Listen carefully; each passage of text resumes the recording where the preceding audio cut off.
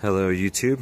So I wanted to make a video reviewing this night vision housing of the PVS-14 MX10160 tube type. This is called the YAKSA-14. So as you can imagine, I couldn't pass that up. But you know, beyond having a cool name and a cool looking patch that I thought I was gonna get that didn't come with it, it's a nice housing actually. You can see this is actually injection molded, and it is probably got fiberglass and stuff in there.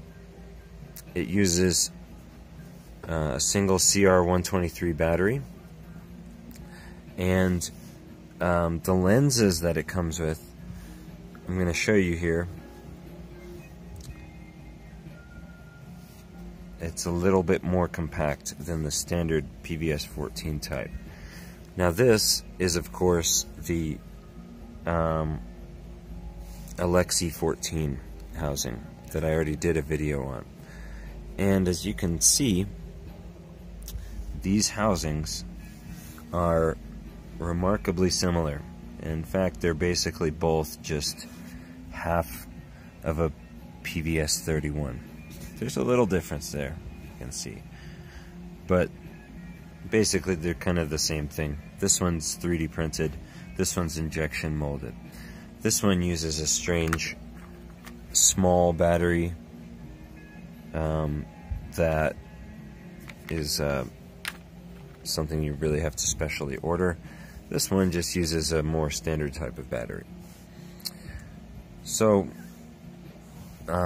comparing these two, I wanted to give my pros and cons, because these are both, if you're looking at a Chinese housing that's not just simply a straight up copy of a regular PVS-14, these are probably the two Chinese housings that are, you know, pretty much on the market. And they actually are very similar price. I'm pretty sure both of these end up costing just under $600. But I want to review this, but I also want to compare the two at the same time. Now, the YAKSA-14 comes with, as I said, a sort of compact. I put these irises on here, they don't come with that. It has a sort of compact lens thing going on that's short compared to this one, which is more of the standard PVS-14 type. I can't really say I see much difference in the performance of these lenses. I might show, you know, what both of these look like, but the thing is, these have totally different tubes in them. They're actually the same type of tube, but one is quite a bit older and is very. This one has a tube in it that's very smooth, has like hardly any noise in the image, but it's not as bright.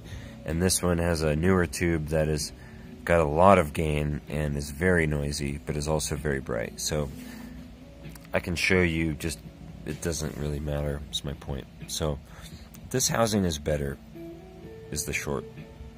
Now the lenses, perhaps these lenses are actually better, but let's see. Oh, I can't get that one off.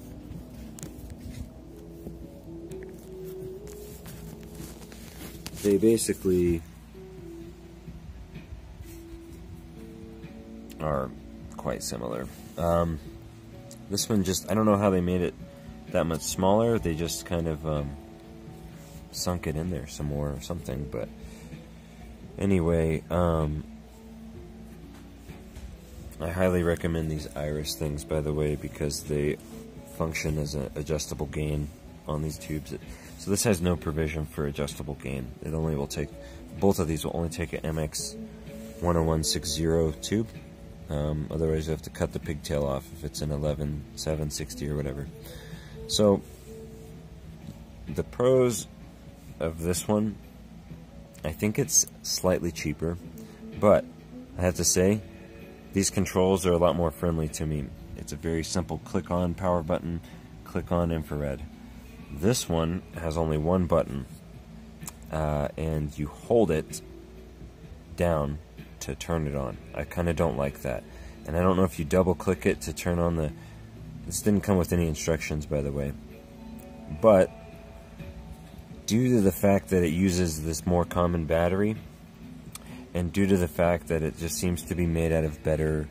Like this, don't get me wrong, this is good. This is like a high-end 3D printing, but I just... Fiberglass reinforced injection molding, this just feels better. And by the way, I'm pretty sure this one is actually lighter. I'll weigh them later.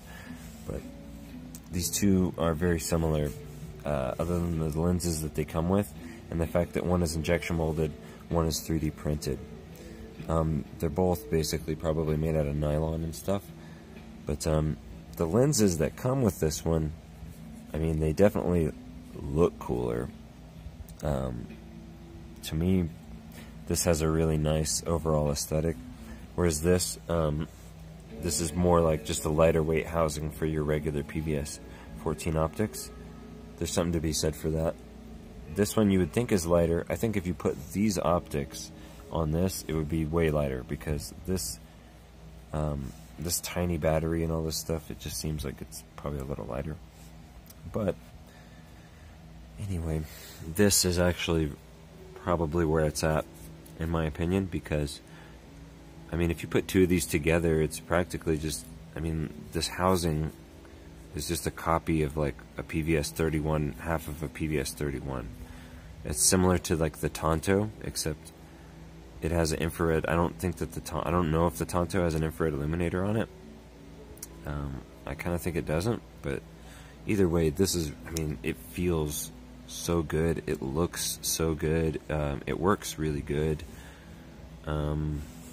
This one here, though, I have to say, like, if you're asking yourself which of these you should get, it really kind of boils down to, does it matter that it's 3D printed? And do you want like Chinese? These are both Chinese optics, by the way. But do you want PVS-14 style optics, or do you want something a little more fashionable? Is there really even any fucking difference? Oh, that's interesting. Anyway, this one comes with a rubber eye cup that's like really nice. This is like an old one somebody gave me. This one does not come with a rubber eye cup. I think the rubber eye cups are a must, personally. But basically, this is the general comparison here. This little threaded bit on here doesn't look as nice as it does on here. The button control, as I said, is a little bit less user-friendly than this. All in all, they're actually both good options. This one might be slightly cheaper. This one, I've only seen it on eBay. But honestly, I give this my stamp of endorsement. This thing's fucking pretty gangster, I'm not gonna lie. I like simplicity, I like affordability. I would, if these tubes weren't so different, I would just sell this housing and get two of these and put them on binos. But as it is now, I'm gonna still try to sell this one.